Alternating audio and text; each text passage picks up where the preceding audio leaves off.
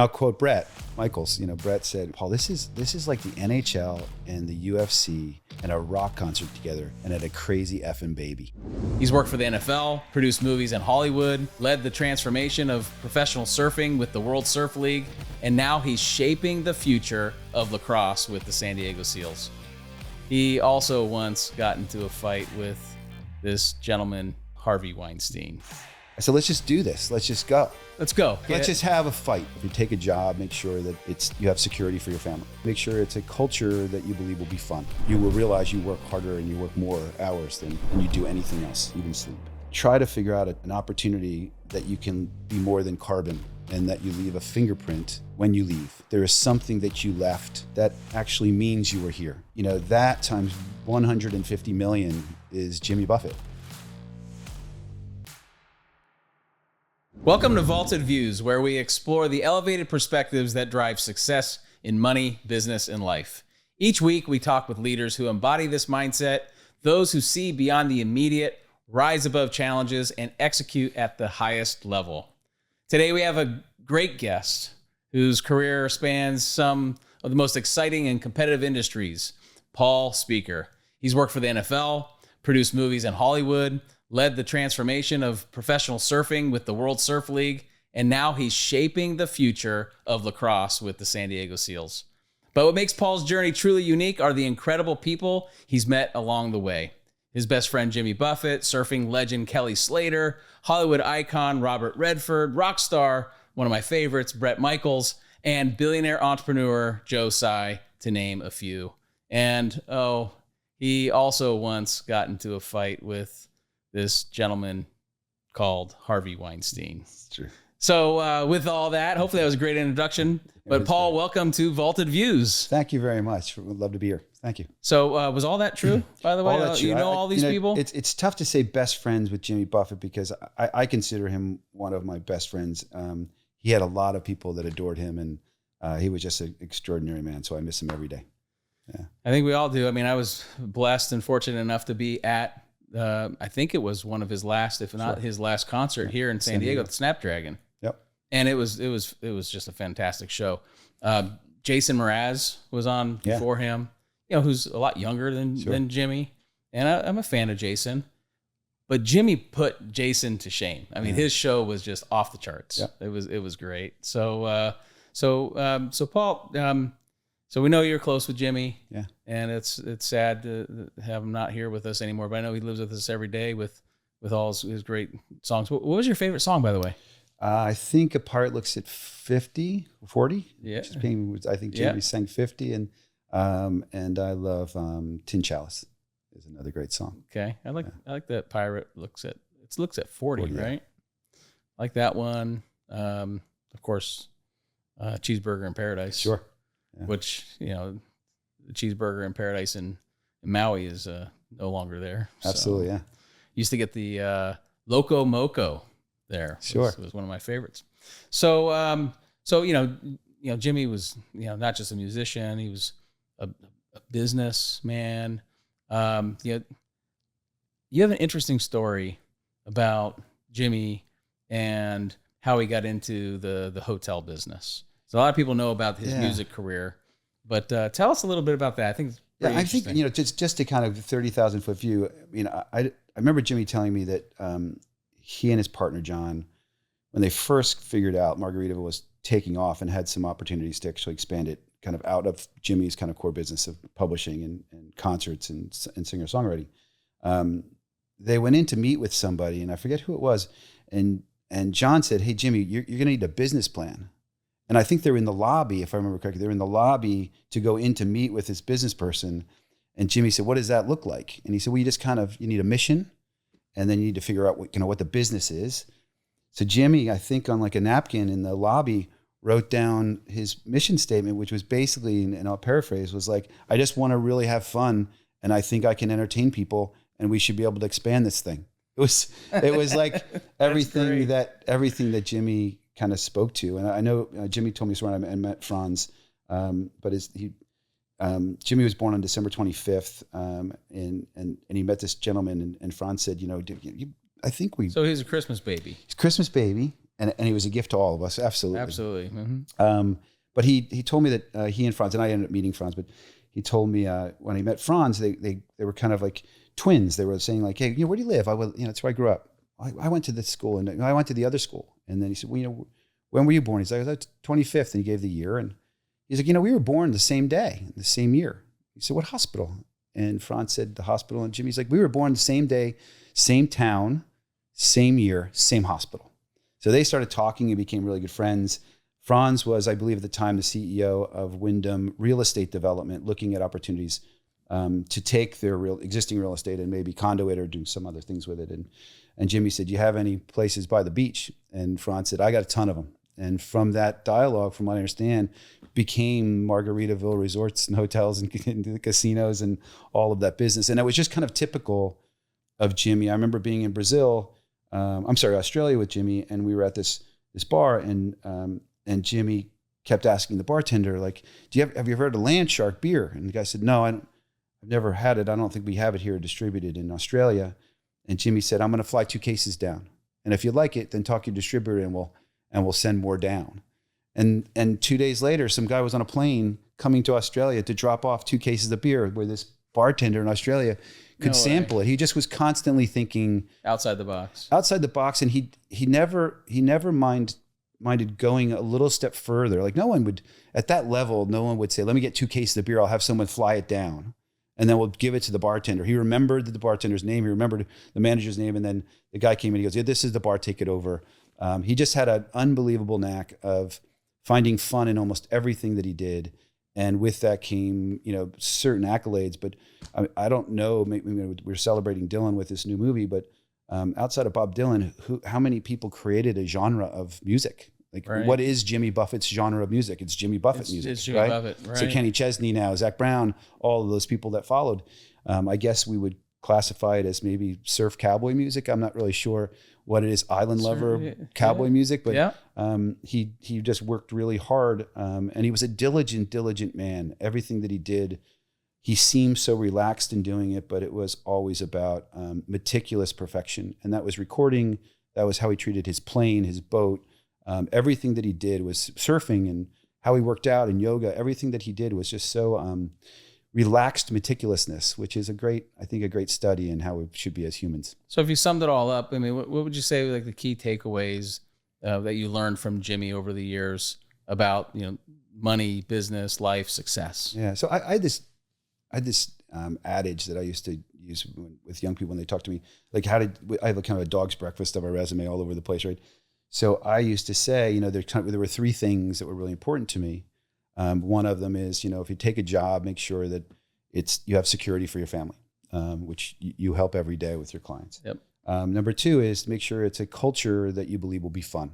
That's something that you can enjoy every day, and you don't mind going to work, because you will realize you work harder and you work more hours than you do anything else, right? Even sleep. And then the third thing was try to figure out an opportunity that you can be more than carbon, and that you leave a fingerprint when you leave. There is something that you left that actually means you were here, right? It might not last decades, but at least work hard in being more than just a collection of carbon that reaps the benefits of the earth and doesn't give anything back. I think that times 150 million is Jimmy Buffett, right? I mean, he just had this inability to not be successful, but he did it in a way that he had humor about it, and he was so sincere about humility. And there was never a person that he didn't give time to or talk to, and the everyday person that you fell in love with because of everyday stories that he told. That's how he was walking down the street. I cherish the time we had together. He was a great man. So, I know it's a little sensitive for you with your friendship and everything. So I appreciate you sharing those stories with our followers. So let's go back to the beginning. Obviously we mentioned about all these different things you've been involved in throughout your career and all these pretty well-known individuals, but you started off in Hollywood. I started off in Shenandoah, Pennsylvania. Well, okay. which is a story in itself. But, but I desired in college to make ski films. So I ended up just serendipitously kind of moving through life in an odd way with those three characteristics. Like make a little bit of money, so you don't have to sleep on your friends' couches. Do something that that you really love and was fun. And I loved skiing. So I used to send letters to this guy, Kim Takal, who did like the 76, 80, and 84 official films of the Winter Olympics. And they were real handwritten letters, and I would send them once a month. And my dad called from home and said, some guy with a girl's name called and wants you to go up to New York for an interview. So I went up to New York, met Kim, and he's like, you'd be great as a PA, production assistant. We don't pay a lot. And I was thinking, wow, we're going to go to Sarajevo. We're going to go be in Geneva. We're going to have all sorts of places where we're going to ski. We'll be in the Rocky Mountains. It's going to be, and he's like, but I direct commercials now. So I spent time with him. I produced American Express Platinum Cards first thing. So I ended up producing commercials. And then a very dear friend of my roommate from college, who's now my brother-in-law's father, Fred Caruso, I badgered him for a job. He produced Godfather 1, Godfather 2 as a line producer, Dressed to Kill, Blowout, a ton of Bonfire of the Vanities. And I worked on a film in Philadelphia with him that was a low budget film. And then he invited me to work on Super Mario Brothers that he produced. So I ended up down in North Carolina, and then serendipitously kind of moved around and all sorts of different stuff. But so were you mostly in New York or in I was Hollywood? Predominantly in New York, and then after North Carolina for a year and change, working on Super Mario Brothers, I moved out to LA. To LA, and then realized like, wow, this is a hard place to get a job. But we figured some stuff out. And so you're involved in the making of Sling Blade. Yep. And You Can Count on Me. Kind of two big films you were involved in. There are others, obviously. Tell us about that, because we were talking earlier about Sling Blade and how that launched Billy Bob Thornton's career. And, sure. I think there's a little interesting kind of so behind the scenes. I ran the film division of a company called Shooting Gallery that's no longer in business. A bunch of really young guys started it. And Billy Bob came to the company having probably exhausted every opportunity to get it made. And those... He wasn't really well known at the time. No one knew who he was. And certainly... If you see the film, the transformation of him from Billy Bob into that character, you would not even recognize him even if you knew him before that. It was such a moving and important film for an actor. So he made a short with a different director, and then coming to the company was like, hey, listen, this is going to be a very difficult foreign sale, so we're gonna have to make the movie, and we can't make it for more than $1 million. And then Billy agreed to direct it, and kind of, that started Billy's career. Yeah, just launched it, and it won a bunch of awards. Yeah, sure. Once, Sundance certainly, but also it was nominated for Billy was nominated for Best Director, and also it won for Best Original Screenplay. And now Billy Bob is Landman. Billy Bob is Landman, and a bunch of really wild films along the way. Oh yeah, just an unbelievable actor. Yeah. Incredible career. Yeah. And then tell us a little bit about You Can Count on Me. Yeah, so You Can Count on Me. Like, it's the same kind of situation. We there was a young director named Kenny Lonergan. He had written a film, and we got a hold of that. And there was the casting was difficult. He had Matthew Broderick, who everybody was a household name, everybody knew. So there was some money you can get from foreign and pre-sales. But the difficulty was that there was two individuals that were not really household names, and one of them, Mark Ruffalo, and the other one, Laura Linney. So I think Laura was on a podcast talking about the making of this film. We were in upstate New York, and we had literally no money. So when I first met Matthew, he was on the porch of this house that was rented for him, but there was no furniture in the house, not even hangers in the closet. So he was like, where am I sleeping? Like, what? This is not. So Laura said, there's this chicken coop behind the house that we could actually, if we clean it up, we could have a place where we could at least just hang out and have coffee and tea and just chill. But it was literally a chicken coop. So we were all, brooming out chicken crap. Oh my gosh. And the funny thing is that the time cell phone towers were not prominent. So we were in the middle of a valley up by like Woodstock, and about halfway through production of a film, people start to get on their cell phones at every waking moment to find their next movie. But the only phones that worked were pay phones. So the line at lunchtime or any breaks was like 30 people. So you have all these actors. Oh, it was mostly just crew. Oh, it was the crew. Yeah, there was very limited actors in the. Okay, so it was the crew trying to find their next gig. The crew was trying to find their next gig, and then as soon as someone got off the phone, they're like, "Did you get something? You know, are they looking for an assistant director? Is there somebody that was in the camera department?" So it was, but everybody bonded really together, and that film was an extraordinary success. Laura was nominated for best actress, and lost to Julia Roberts and Erin Brockovich. Two outstanding actresses. Absolutely. So I teased a little bit in the intro about this run-in that you had with Harvey. Everyone knows the name by now, Harvey Weinstein. I mean, he's been around Hollywood for forever. Hasn't been around more than a 5 by 25 foot. Now. Yeah. But I found this story, kind of fascinating. It tells a little bit about you at a young age, and so. So what went down? Yeah, so we had some success, and then and I got a call from Harvey. Would I be interested in joining Miramax? And the idea was they had moved in. They were owned by Disney. Moved into bigger films, but they still really believed in that ethos that they created, the genesis of the company. So the division was called Mirror Films. And when we put it together, it was rather December 1st. I think I joined the company 100 years ago, and on like the 14th or 13th of that month, like right before Christmas, Charles Layton, I think was the attorney at the time or COO, he called me up, and I remember I was going to get lunch in downtown New York, and he called and said, well, you need to go see Harvey. And I said, what's it about? And he said, well, it looks like there's been a little bit of mess up on your contract. The payment that they're going to make to you is higher than other executives, and we're going to just reduce that, but we'll put it on the back end. And I had heard 1,000 stories, had some run-ins on. So he wanted to retrade the deal. 100% retrade the deal, and it's not like he hadn't done that to other people. That literally I was going to pass on his way to the office, who he still owed money. So he had a reputation of retrading deals. I mean, certainly there's a lot of reputation. So you're walking into his office, and you already know what's coming. I had already had half of FUCK on my lips, so I was he might have just heard cut, but so he said, "This is what we're doing," and I said, "Well, I've got a contract," and he said, "F you," and I said, "F you," and he goes, "Get the hell out!" And he threw a Diet Coke can or Pepsi or something, a closed one in the office towards the door, and I grabbed it and picked it up, and I walked back, and I was like, "What are you doing?" And he was like, "Get the you'll never work," and all that stuff that you hear, kind of crazy, misogynistic people say in Hollywood. And crazy bullies. And I said, let's just do this. Let's just go. Let's go. You're like taking off your jacket. Let's just have a fight.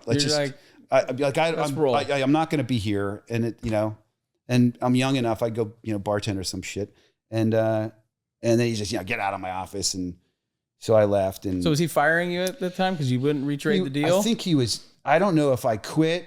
I couldn't, if you decipher his FU to my FU, one was you're fired and the other one was you quit. So I don't know what was the one that got contracted, but certainly he had torn up the contract, and it was Christmas. I had to go home, tell my wife. I think it was like December 20th, maybe not even. It was like closer to Christmas. Tell my wife with two kids that I just got let go from Miramax and had to explain to her that after having this massive contract, and I was really excited because I was such a fan of Miramax and their films. I'm so blessed. And then I'm like, I'm so disappointed. And, on the way in on the train, so blessed. On the way going back, I'm so screwed. But it was an interesting time. And then ended up, I was talking to somebody. Yeah, like one door closes and another one opens, right? So there was this Robert Redford's attorney, who's this wonderful man, called me up and said, I heard what happened. I left him a message. I heard what happened. Can you go to London right after the New Year? And Bob, I think, was shooting.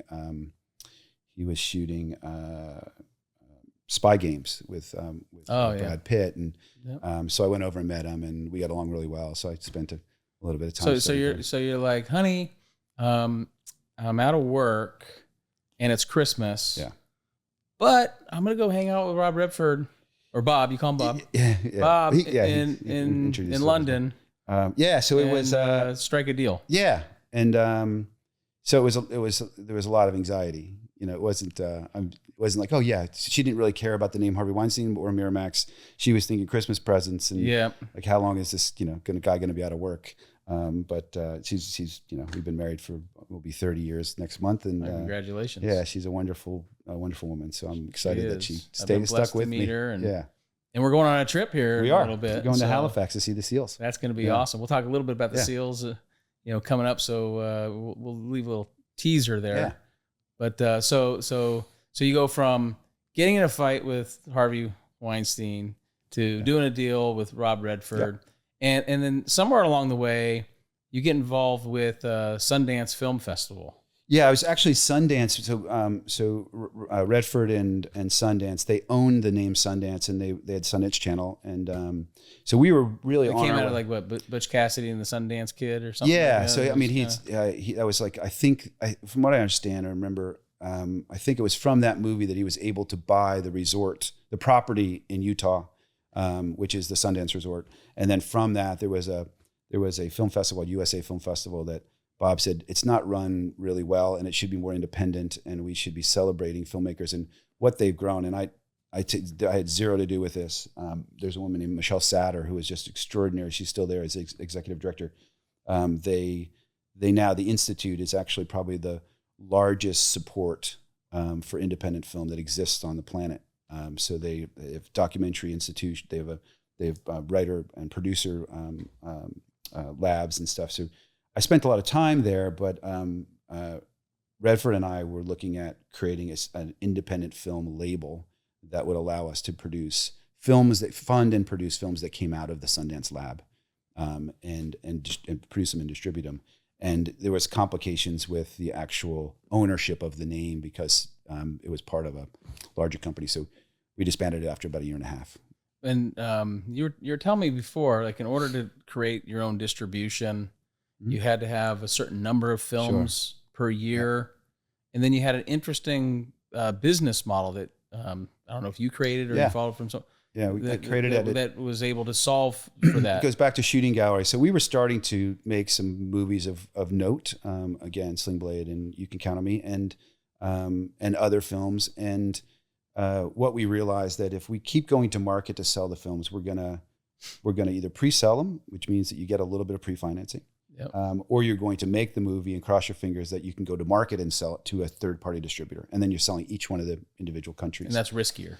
It's riskier because, I mentioned to you before, unlike other factories and stuff, when you make a movie, when you are done, you've spent all of your money, if not more. And if the movie is bad, that is your entire inventory. You can't go into some way and go like, hey, let's just sell it in China. Right. So a shoe company or something like that. So we ended up looking at what is the break even for us, and it was probably around 14 or 15 films. So we couldn't get a production fund to cover the production of those films, but we did recognize that there's a system was kind of broken on distribution, specifically in the United States. So we went and shopped to buy films that were underappreciated in the existing model. Then you would release a movie in New York and LA. You would see how it did on a per screen average on the weekend. And then hopefully you'd cross your fingers that someone else would pick it up and it would go wider. So we ended up doing a deal with AMC Cinema, and they gave us 20 markets, a smaller screen in each one, a sort of theater in each one of those markets, or the Cineplex. And then you would buy a subscription model to that. So you bought all 6 movies in the spring, all 6 movies in the fall. So the moviegoer would buy a subscription. Yeah, so it was really a place of discovery. You just trusted that if I liked a film called Croupier, I probably will like a movie like called Southpaw that came out next. And it was every 2 weeks they were released. And then we had a 2020 market release, and we had sponsors pay for the advertising, what's called prints and advertising. So we had them pay for the advertising. It was a great model. And it was one that Harvey wanted to do if you didn't throw a soda can at me and throw me out of his office. So what year was that roughly? So I guess that was maybe 2001 or 2. See, that's pretty early. I mean, since then, subscription models have just taken off. Everything. I mean, if you look at your, but there was no streaming. It was just understood. Subscription. Yeah, just understood. But the business model itself of selling subscriptions to moviegoers at brick and mortar movie theaters. I mean, it was that's visionary. It was very similar to the PBS model, right?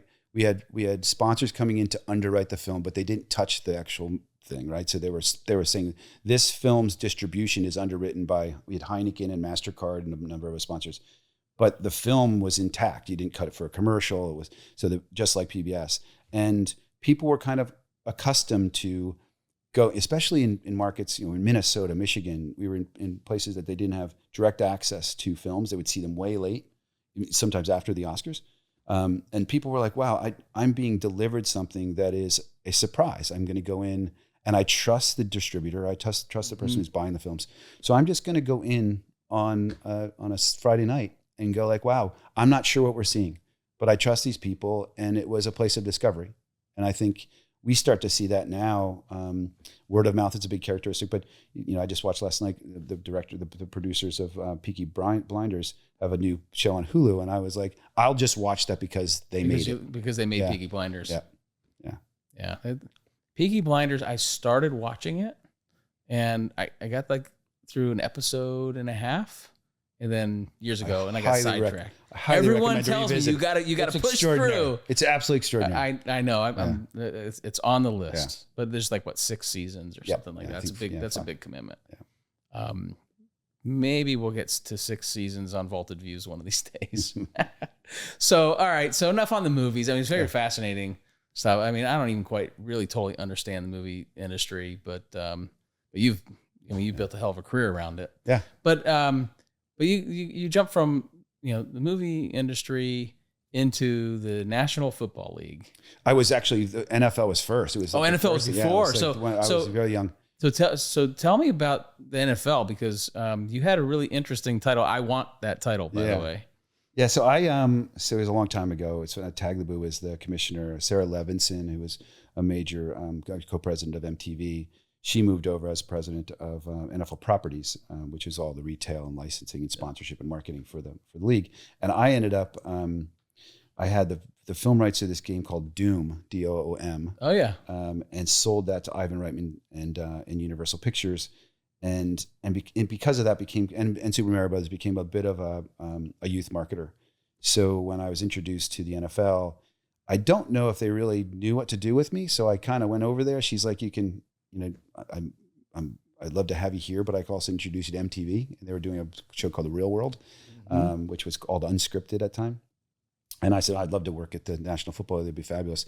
So the first 6 months, I was kind of going around to different departments, really learning the business. And I wrote a paper called "What Do You Do When You're Number One?" And the kind of theory of that, or the thesis of it, was if we keep looking at the NBA and Major League Baseball as our competition, we're going to be a little blindsided by other things. And the competition is the beach. The competition is outdoors. The competition is, what you want to do with your kids on a Sunday. And how do you change that? And one of the things that I did and wrote in that paper and we ended up executing is most of our commercial time inside of the NFL broadcast, inside negotiation. So you would get X amount of spots. Right. We would actually promote the NFL inside our games of the NFL. And I said, let's just trade them out on what's called a CPM. So if you go and let's go to NBC and say, wouldn't you like to have more NFL spots to promote Friends or The Single Guy and Fox and their programming? So why don't we just trade out at a CPM, and you'll be able to place your spots into our games, and I'll be able to place my commercials into the rest of their programming. Friends. And then we could segment off.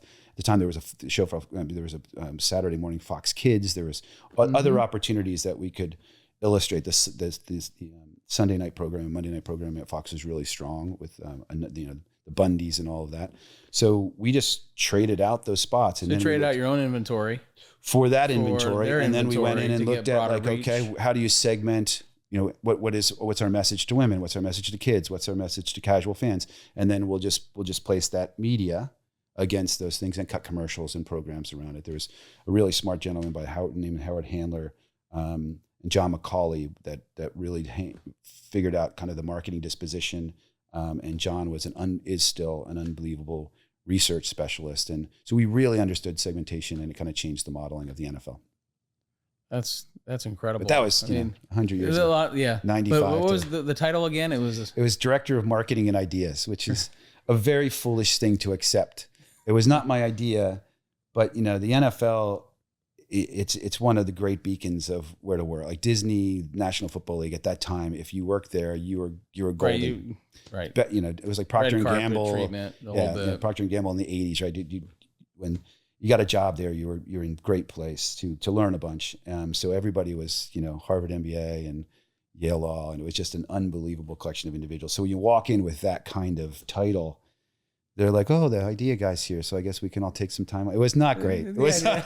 It was not an icebreaker. It was an ice creator. Ice creator. Yeah, the idea guy. Yeah, here he is. But here you are, not just the idea guy. You mean you're executing at a high level. Yeah, that's pretty brilliant idea to swap out current inventory for inventory, that other companies would pay for. I mean, it was right, just logical. Expand the brand. Right? Like they're already watching, Dan Marino and the Miami Dolphins. We don't need a commercial with Dan Marino telling them to tune into the Miami Dolphins, right? Yeah, duh. I mean, but Dan Marino and John Elway and all of those guys in a commercial in Friends actually meant a whole lot, and it gave you a lot more language and disposition to tell different stories to different segmentations. So, are there any business lessons that you take away from your experience at the NFL?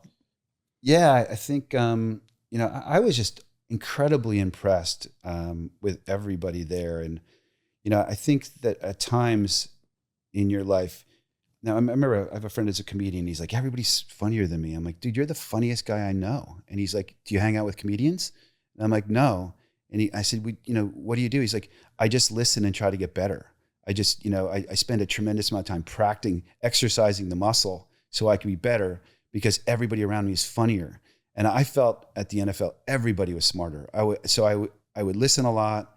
I would learn a lot. I remember Steve Case came in and pitched AOL streaming in 1997 or 8.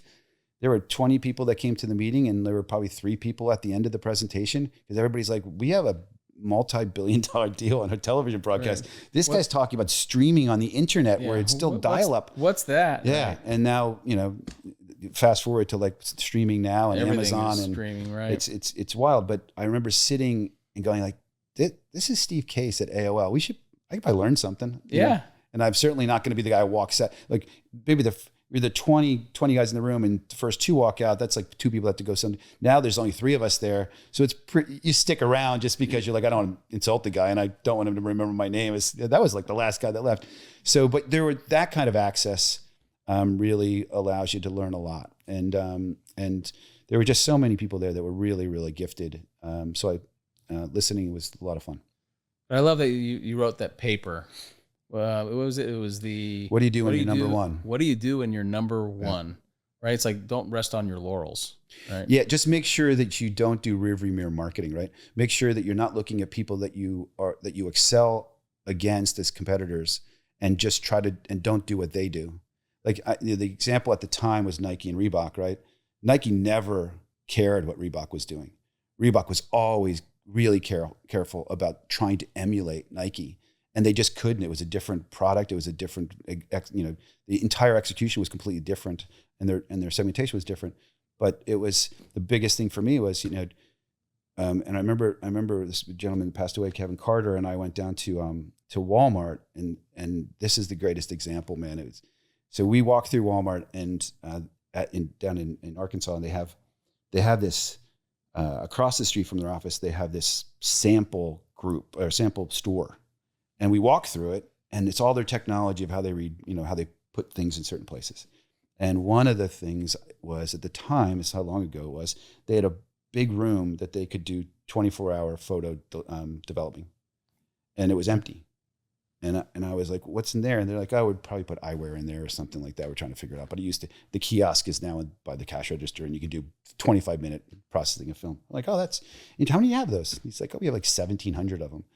So I'm like, Kevin and I were like, why don't we make them shop-in-shops for the NFL? And we'll make them completely targeted to women. So there'll be hero mom stores, and it'll be chip bowls and dip bowls and leather goods. And it was a place, we did so much sale in those rooms. And it was all because we just walked around. Right. And we're thinking about segmentation. We're thinking about, okay, who do we not reach? And we could have definitely just sat back and said. Thinking outside of a box, kind of a unique way of trying to find opportunity for distribution. Yeah. And also we brought in our partners in there with Coca-Cola and Visa So it was a change. It was a game changer for me personally. So, so now one of my favorite topics. Been waiting to get to this one. It's not quite the favorite topic, but maybe my second favorite topic of the show is, let's talk a little bit about Kelly Slater and your time at the World Surf League. Yeah. Like, how did all that come about? Yeah, I was on the board of Quicksilver, the apparel company, and I jokingly say I'm as good a surfer as Roger Goodell as a football player.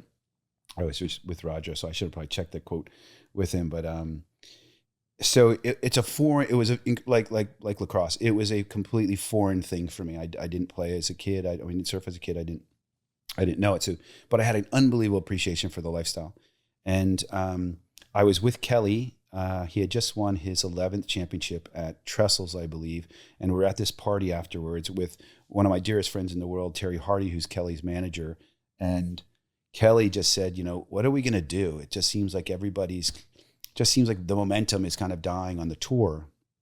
And I kind of, in the parking garage or the driveway, I said, someone's going to have to buy it, man. And at the time, it was owned half by the surfers and half by the endemic brands that had been there for Rip Curl and Billabong and Quicksilver. And he's like, that's not going to happen, man.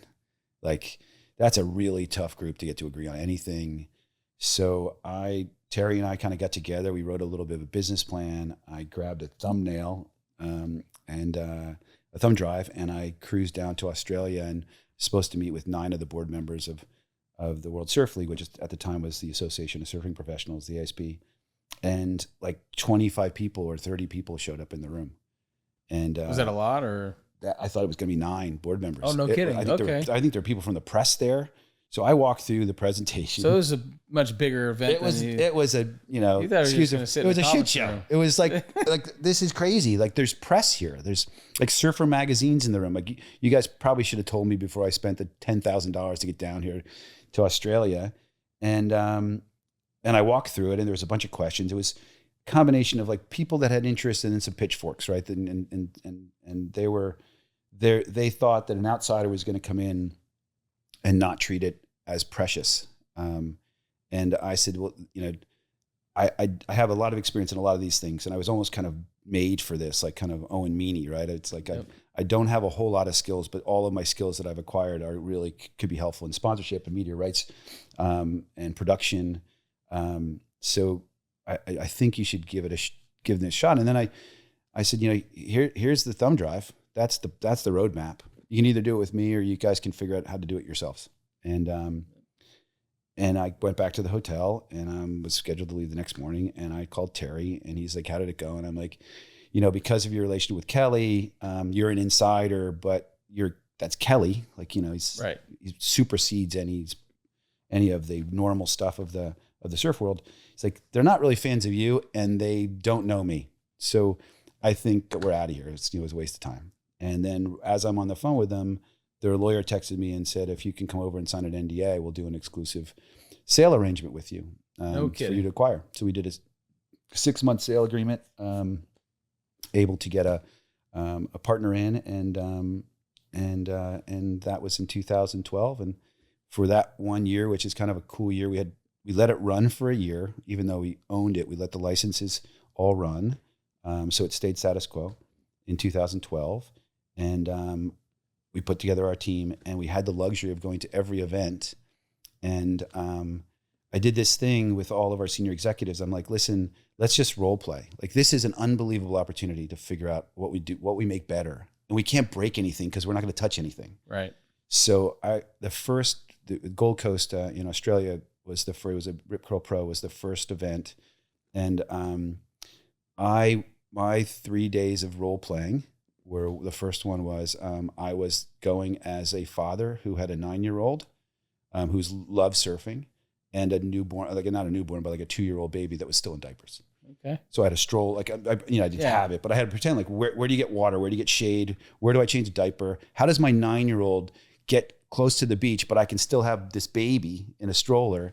And everybody had a different thing. Some were teenage kids who wanted to drink. Some, want to have beers in Australia. Some were, girls that were looking at guys, and guys that were looking at girls, and just the beach experience was important to them.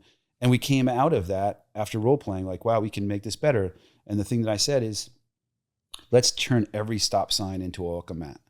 And the thing that I recognized everywhere that I looked, and it was, it was a 35, 40-year-old business. Everywhere I looked, it was like VIP only, surfers only. They were building big locker rooms that block the beach. So it was really hard to get like a full, just a consumer experience as a fan. And so we changed everything, and then we self-streamed, which was the biggest thing. We literally created our own production facility, our own broadcast, and we streamed from a truck to everywhere in the world, which was not easy. Right. Yeah. And that's how you monetized it? Yeah. So yeah, the hardest part for that was we went to YouTube, and I said, here's the problem we have. It's an international sport, and each one of our territories has a different sponsor group. So Jeep can't be in, Corona is a great example. We can't be Corona in Brazil. It's different company distribution. So we have to do something else. So our commercials have to run differently geographically. So geo-targeted ad insertion. So that didn't exist. So we actually built that from scratch. With YouTube? Internally. Nope. Oh, internally? It wasn't on YouTube's radar. They didn't desire to do it. It wasn't in their workflow. So we literally did it. This guy, Rich Robinson, who now works for Amazon and does the NFL Thursday Night Football. He was the mastermind behind building it. And then Jed Pearson, who worked at Fox Sports doing NFL football games. That was the team we put together, and we literally built it from scratch. And it was kind of like Apollo 11. We were like, we need this done by February 3rd. So here are the pieces. Yeah, get it build done. it. Right. Yeah. And we, so it was nerve-wracking, but it was a lot of fun.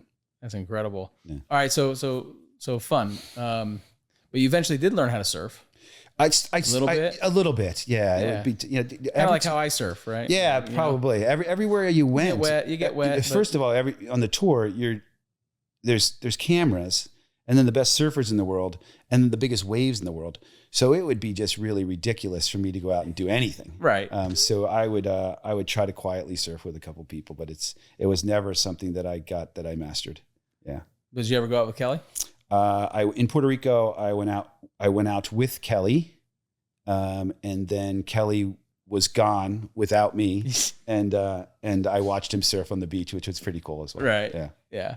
Did he give you shit on the way back in, or no? He's a very he just loves people to enjoy the ocean, so he was always complimentary. Yeah, he seems like a really nice guy. He's a great guy. So, all right. So every great career has setbacks, right? Yep. So, what was your toughest moment, Paul? And how'd you fight through it? I think there's a couple times where you get real anxiety, and I think it's as you get older, you control expectations better. But I don't remember like a time where I said, "Oh my God, this moment is really going to be challenging," as much as a series of weeks where you're like, "Wow, this is not turning around. This is not going well." And I've had that struggle, in almost every job. And I think some of it, as you get older, you have to control expectations. You learn how to breathe properly. Mm-hmm. You can settle yourself down. And I remember this guy told me one time, just thought spiral is a really bad place to be. So if you get into a place, you've got to find the skills and the tools to be able to talk yourself out of that spiral. So I'm better at it now, but I still have a lot of anxiety about, performance. I still have a lot of anxiety. Every time we've got any ticket that we're selling that we're trying to fill an arena, people coming late, I get freaked out. And so I don't think you can turn off that competitive nature, but you just deal with it better and try to not have it happen at 2:00 in the morning. Well, someone once told me, this is more in relation to public speaking, right? Like if you don't get the butterflies and you don't feel a little nervous, then you probably don't care enough. Yeah. Right. And I think Paul McCartney said he still gets incredibly nervous. Elvis Costello is like, I'm just petrified that they're not going to like me anymore. But Paul McCartney's like, I get nervous every time I perform. He's been performing, since 1961 or 58 or something. Yeah. So it's, I think you have to have that. Yeah. So another amazing friend of yours, and I'm sure when you guys are together, you have nothing but a good time together. Bret Michaels from Poison. Yeah, he's a great guy. We haven't spent an extraordinary amount of time, but his daughter Rain. Did you pick up on that, by the way? Yes. Okay, Yeah, I just want to make sure nothing. But his daughter Rain and my daughter Eva are really, really good friends, like best friends. So we've known each other since Rain and Eva were in high school, which is like, I guess, God, it's been 10 years now. He's just a really classically gifted rock guy who literally looks at the world not obnoxiously, but I mean this as the greatest compliment, that, man, this is pretty cool. Like, I'm a rock guy. Yeah. And I've made a living doing this. And he is, I'll tell you a great story. When we had him play at this, after a Seals game, at Pechanga. And he was, afterwards, there's a section where the players come off. And we allow, many times we allow a number of our fans to go on and sign gets autographs from the players. So they're on the field. So Bret's kind of talking to Rain, his daughter, and me. And then you start to recognize that people are recognizing him. And he's right off the glass. You've sat there. Yep. So he's right off the glass in that little section. And then all of a sudden people are coming up and saying, can I get a picture? Can I get a selfie? And it starts with behind the glass, And he's like, yeah, sure. And then they come around, and then there's a line. And it's probably, I would say, 45 to 50 people growing exponentially over minutes. And he just leans back. He goes, sophomore move. What an amateur. And I was like, yeah, man, you should know better. But what he did, he stayed there the entire time. Yeah. He knew that last person was the one that's going to be on the internet and saying, no, he's such a, stuck up guy. And but he seems really grounded. Oh my God. He's got the self-aware, great family, really caring. And just, he's the kind of guy that, he'd show up if you have a flat tire. Yeah. So he's a rock and roll icon.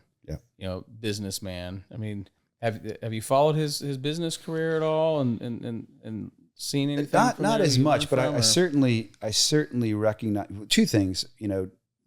When you put together those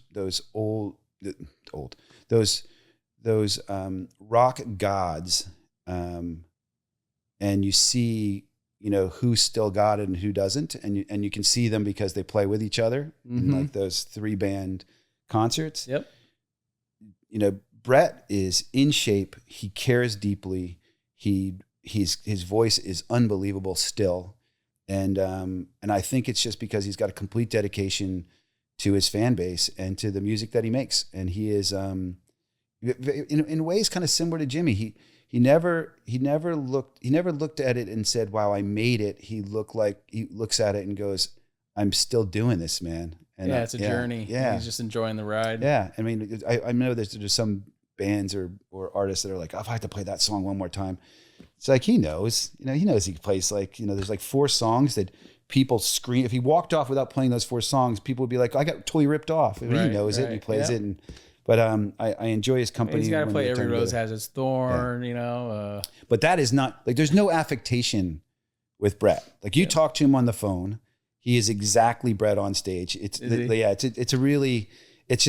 just heartening to see how much that is. It's him. Like, well, you did a mini concert after a San Diego Seals game one time, so.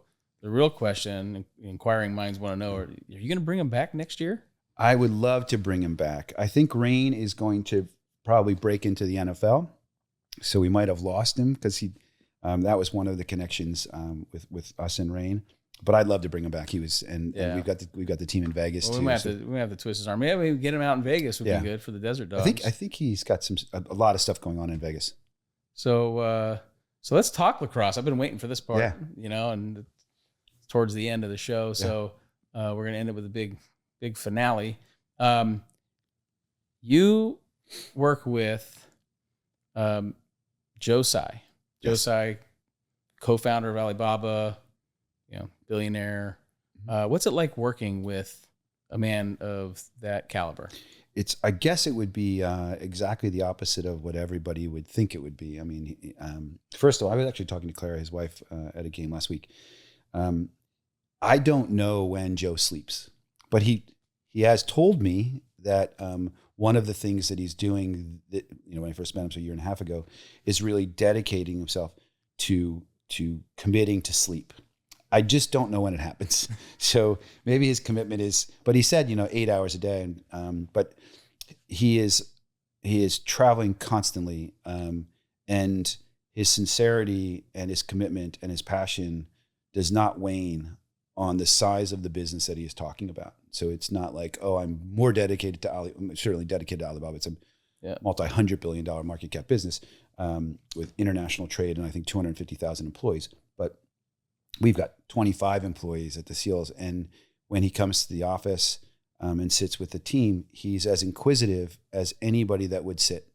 And his passion around lacrosse is intense and it's universal and it's global. So he's the largest underwriter of Hong Kong youth lacrosse, China youth lacrosse, Taiwanese youth lacrosse, U.S. youth lacrosse, Canada youth lacrosse, World Lacrosse Organization. I wouldn't say single-handedly because there's a lot of people that worked really hard. But without Joe, I'm pretty certain that lacrosse would not be in the Olympics in 28 in LA. Yeah, it's incredible. I mean, I got the opportunity to meet him briefly. Was it maybe a couple months ago at a SEALs game, and he told me he played lacrosse for, was it Yale? Yeah, he was a walk-on. Yeah, so at 13 years old, he came over from he grew up in Taiwan, came over to Lawrenceville Prep in New Jersey. Played lacrosse there, walked on. He didn't know how to play lacrosse. It's not a Taiwanese sport at the time. And that group of guys that he played with became really important in his life. I mean, he learned a lot more English than he knew when he was coming over, studied with them, and then walked on at Yale, then went to Yale Law School, and kind of the rest is the bio that leads you to Alibaba. So I played lacrosse in college, and I was a face-off specialist. And turns out Joe was a face-off specialist. So I challenged him to a face-off at some point. So maybe we'll do like a remote. He's still in great shape, man. I know he is. Yeah, but I've been working hard. I mean, I lost some LBs, and I might have to break my old lacrosse stick out and get ready for this. But, I challenged Joe to a face-off. He accepted. So we might have to do a remote version. We'll have to figure that out. Absolutely. Views at the arena. He would love that. You, Joe. Joe, you're going down. Exactly. There's footage online of Joe in the concourse in Vegas of the Desert Dogs team and with Wayne Gretzky, and they're throwing and catching a lacrosse ball, and both of them have unbelievable stick control. It's like incredible. The handles are amazing. And Joe can play some basketball too. He's he's a good athlete. Did you ever play lacrosse? I did not. No. Played football. Come on, you're a Pennsylvania guy. East Coast. I'm an old Pennsylvania guy. It's, the coal region of Pennsylvania, you play football. Okay. Or you move out. I was going to ask you this, because my family's from Philly. Yeah. And so, we always ask, are you a Pat's guy or Gino's guy? Are you a cheesesteak guy at all? I'm a Jim's cheesesteak guy. Jim's? On South Street. Okay. Yeah. All right. It's my favorite. But there's always a line. So, sometimes you got to go to Pat's or Gino's. I'm actually Steve's. Steve's Princess Steaks. You told me about that. I don't know where that is. Bustleton Avenue. Yeah. I haven't been there in years, but still there? They don't chop up the steak though. It's like sliced. I don't like that. Thinly sliced. No, I don't like that. But then they do the pepper. Yeah. I like sweet it full peppers, chop. hot peppers. When you go, so I'm Jim's. Are you like I don't know what they have over at Gino's. Is that like provolone, or do they have like the? They do the whiz. The whiz. You can do the whiz. Double whiz, double meat. I like you can do that. I like white American. Yeah, white American. Me too. It's kind of the deal. Yeah. Maybe we should do cheesesteak night at the SEALs. So, I think so Joe's this big visionary for lacrosse. I mean, what's the big picture? What we're trying to do with the SEALs and lacrosse overall, and how do you fit into all that? Like, what do you see happening? In the future? I mean, so again, like I mentioned, hats off to Joe and his support of lacrosse, domestically and internationally. We saw this spike in surfing after we got surfing into the Olympics. You'll see a spike. Kids now going, like, it's not just about going to Princeton or Yale or Harvard or Brown or Delaware or Denver or wherever. It's about, now I can get a gold medal for my country. So you'll start to see that grow. Every country that has an okay lacrosse environment and community will now be investing in lacrosse in their countries, which will actually grow the sport as well. Right. And then the other side of that is that Mark Riccia at USA Lacrosse has developed a program. There's a number of us that sit on an executive board, inclusive of Joe and Paul Rabel from the PLL, the Premier Lacrosse League, really looking at doubling the participation of lacrosse in 28. It's called Elevate 28. So we're leading that with Joe's, financial support and blessing to get into. We're in 15 schools in San Diego now, 15 in Las Vegas. We'll double that next year. So there is a real commitment, and we found that sweet spot is around 4th or 5th grade, where kids need to learn the skill set. Mm-hmm. If not, you kind of go like, I'll just play something else, because it's hard to learn in 8th grade or 9th grade to make the team, because so many kids are playing club that you kind of get bumped out. Yeah. So sometimes you're missing great athletes that could participate. So we got to get them in a little bit. Yeah, like back when I played, I didn't learn until college. Yeah, I basically walked on the college team. Never had picked up a stick before. That's really rare now, right? And learn, now, because these kids they're born with a lacrosse stick. Yeah, and the stick skills are unbelievable. Right. And then the other side of that is to make sure that they have equipment. So yeah, because it's expensive sport too. That's one of the challenges. So inside so a couple of things they're doing, and I know we're kind of short on time, but a couple of things that USA Lacrosse is doing that are really important. One, they have a package that we drop off with ADs and phys ed teachers at schools, and it's 10 sticks, balls, and these small goals that you can just pop up like something you go at the beach, right? Right. Yeah. So we drop 2 bags of those off. So they got 20 sticks, so a bunch of kids can play. The other thing, and Joe is really, this initiative really was from Joe. You've got to find those one-on-one games, those horse, the pig, the games that you play in the backyard, like one-on-one and stuff. So there is a full curriculum that the phys ed teachers will be part of the phys ed program, where kids will be like, okay, I can play this game with my brother and sister in the backyard. So there's a whole thing that comes with that. It's part of the curriculum inside of gym class. And then the final one is gender opportunities. So make sure that the girls, most of the sticks that they have in school are really difficult for girls to catch and throw, right? So they're actually not even the same lacrosse sticks that girls play with. They're actually plastic. That's odd. Yeah, the basket is actually plastic. And they were delivered in 1975 or 80 or something. So it's like a ridiculous thing.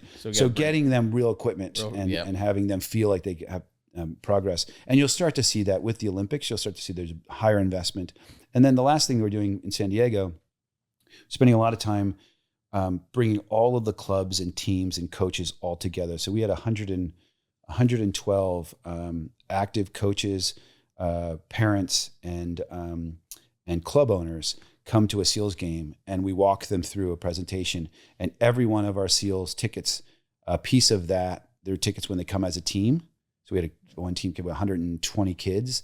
We give back a percentage of the ticket back to the actual club. So they can buy balls, they can buy jerseys, they can go to pizza, whatever they want to spend the money on it, but it's theirs. So really investing and growing the sport. Yeah. So, a lot of people haven't been to a NLL lacrosse game, right? Indoor lacrosse. Do they still call it box lacrosse? Call it box lacrosse. Box lacrosse. Yeah. Explain the experience, because it's a one-of-a-kind sporting. It almost feels like a club to me. Yeah, I'll quote Bret Michaels. Bret said Bret came to a bunch of games, and he said, Paul, this is like the NHL and the UFC and a rock concert together, and at a crazy effing baby. And I think so. A couple of things that happen. One, it's an incredibly physical game. So there's a lot of hitting, a lot of checking. It's really physical. It's really fast, and there's a lot of scoring. So you get 10, 12, 13 scores per game, per team. And then the last one is that it's the music plays the whole time. So it's like a rock concert. It is. It's almost on every possession change. Yeah. They're switching out the song, and it's all upbeat. The last game I went to, unfortunately, we lost 12-13. Yeah. But it's like you stand up, you're like, yeah, and then they score, and you're like, oh, and then the music's going back and forth, and it's bumping, and it was and it's a great family environment too. Yeah, it's just it's like get up close and bang on the glass, and a lot of high fiving and chest bumping. So it's great. It's a great time. Yeah, it's I'm exhausted.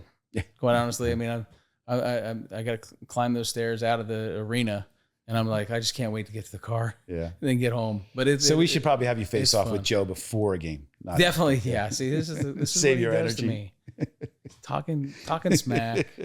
Yeah, I mean, sorry, I'm getting old, guys. I'm getting old. Yeah. No, I can still do it. I'll do it after a game. Bring me out after. You look great, man. Bring me out after a game. 100%. I'll take Joe on. I'll take him on. So, all right, guys. Well, Paul. I mean, this has just been a wonderful, hour hanging out with you. Thank you so much, man. It's been fun. I appreciate you spending time with us today, sharing all these stories. I mean, just incredible experiences over the year. Lots of business lessons learned along the way. And thank you again for your time. My pleasure. Thanks so much for having me. And thanks for tuning into Vaulted Views, guys, where we elevate perspectives on money, business, and life. If you enjoyed today's episode, share it with someone who could benefit from it. And if you want to level up your financial future, your business, or your advisory practice, let's connect. Until next time, stay elevated, stay strategic, and stay vaulted. I'll see you next episode.